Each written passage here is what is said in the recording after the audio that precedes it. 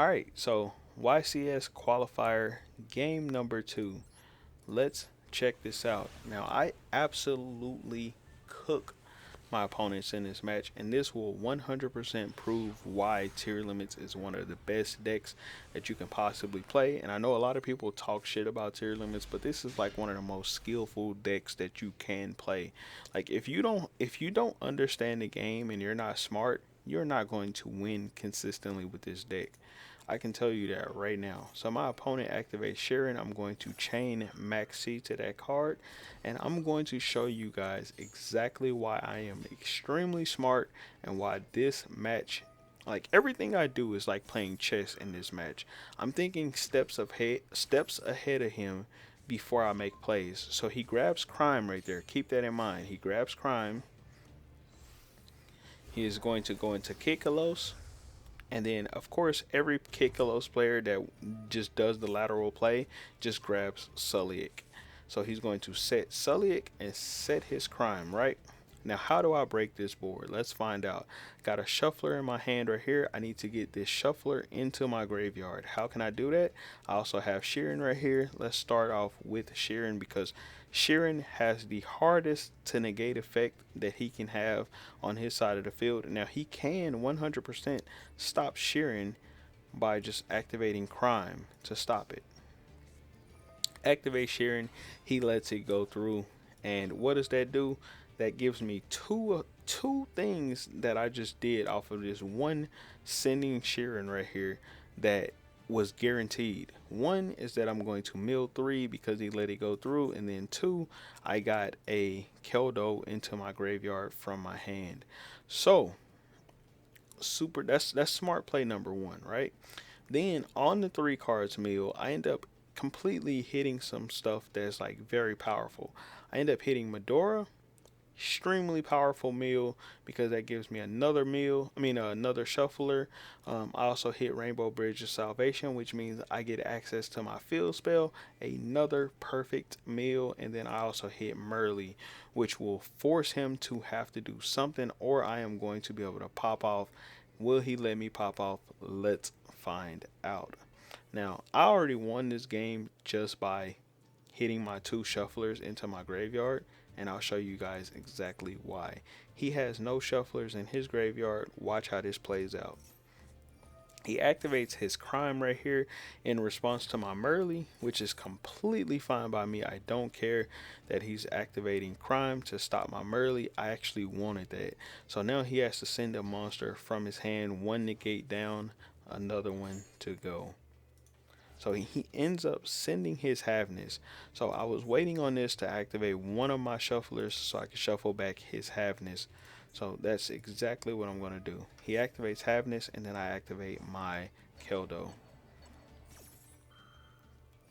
Shuffle back some of the cards back into his deck, and then I go Rainbow Bridge of Salvation right here so I can grab my field spell.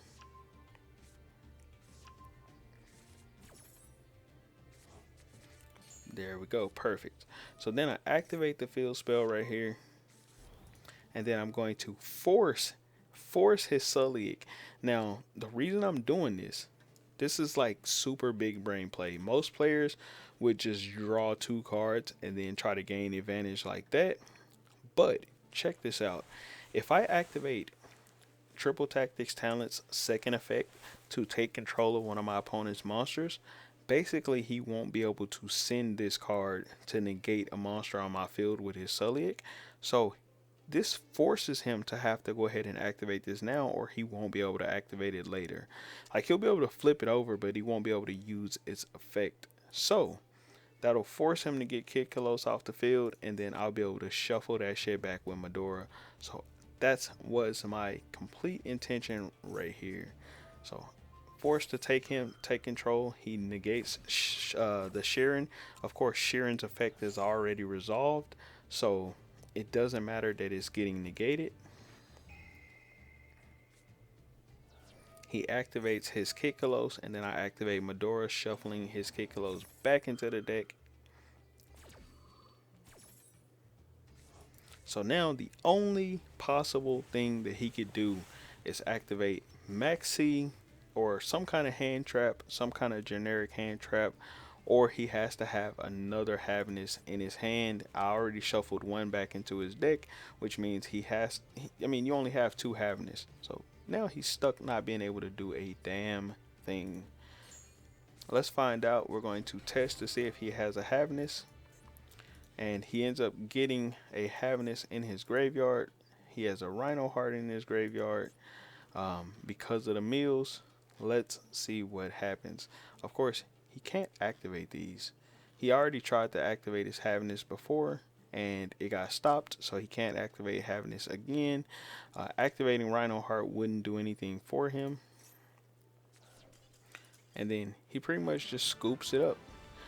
I would have been able to use the field spell to pop his Sulliek if I chose to do so, which I wasn't going to actually do that.